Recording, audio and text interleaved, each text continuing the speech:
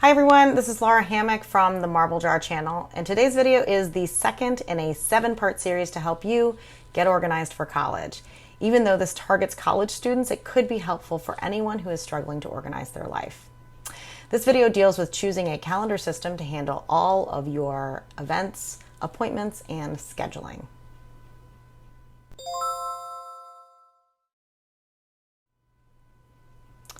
Your calendar is one of the most important, perhaps the most important organizational tool in your toolbox. It will help you to remember appointments and assignments, plan your time well between events, and see what you have going on for your day, your week, and your month. It's crucial that you find a calendar system that works well for you. As with almost everything these days, there are digital and paper options. For those who choose a digital calendar, I like Google Calendar, but there's also Outlook, iOS Calendar, and a bunch of other calendar apps. For those who prefer paper, some people use a planner they can carry around, some like a big wall calendar, some use a calendar within their bullet journaling system. I really think you need a calendar that you can have with you at all times, so make sure if you choose the large wall calendar that you have something portable as well. Let me just make a quick plug for digital calendars. One real plus for digital calendar is that they are less messy and less confusing. Yes, planners can be beautiful when you first set them up, but inevitably you're going to need to change the time or location of an appointment, which can result in a messy, overwritten, crossed out paper calendar. With a digital calendar, you won't have to cross anything out in order to make changes. In addition, there's less upkeep for digital calendars. Because you can set up appointments to be recurring on a digital calendar, you won't have to write the same thing out week after week or month after month. Plus, there's no requirement to have nice handwriting or to decorate a digital calendar. It's simply functional. Plus, digital calendars contain more information. You can only include a limited number of details within a paper calendar, but digital calendars allow you to include a Zoom link, location, appointment details, and even invite other people. You can also set an alarm on a digital calendar, which can tell you when you need to leave your house to get there on time. I'm not saying you can't supplement your digital calendar with a big wall calendar or a planner that's just for school planning, but I think a digital calendar is the way to go. As a college student, what kinds of events are going to go on your calendar? Here are some ideas. Classes. So this is obvious and a great example of why recurring appointments are nice. Enter in your classes and put in where they are held in the location field. You can also put a link to a map of the campus in the description section just in case you get turned around during that first week of classes. And yes, I realize that you can keep this in your head after the first week or so of school, but why clutter up your head with this information when you can keep it on a calendar and a recurring appointment?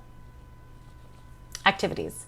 So this includes sports practices and games, club meetings, rehearsals, performances, yoga class, etc. All of that goes on your calendar, and most of these can probably be set up as weekly or monthly recurring events. Appointments. Doctor's appointments, therapy, meetings with your advisor or professor. This is particularly nice for when you schedule your dentist appointment for 6 months out. How else are you going to remember this? Work. Put your work schedule on your calendar, so that way you can make absolutely sure that it doesn't conflict with anything else in your life. And if it does, you'll have time to rearrange things before it becomes a crisis. Exercise. So I block time for exercise on my calendar. I'm much more likely to stick with an exercise schedule if I've already allocated the time. Studying. Same thing with studying. I'll block off this time on my calendar and maybe even specify which class I'll be studying for during that time every week. So Tuesday, I know I'll spend 2 hours studying for geology, and Wednesday, 4 hours of reading for British literature. You get the idea. Professor's office hours. Thomas Frank, who has a YouTube channel dedicated to productivity, suggests setting up a separate calendar with the office hours for professors. So that way you can turn the calendar on and off to see that information without having to go back into your syllabus and look for it. If you decided to use Google Calendar, one nice way to combine your email system that you set up last week with your calendar system is to turn on the daily agenda in settings for your specific calendar. So that way you'll receive an email with all the events of your day each morning. It's a little like having your own personal secretary review your schedule for the day. As you're going through your communication streams, email, paper pile, text, voicemail, WhatsApp, etc., you'll come across messages that will contain events. So this is considered something that you will need to act on.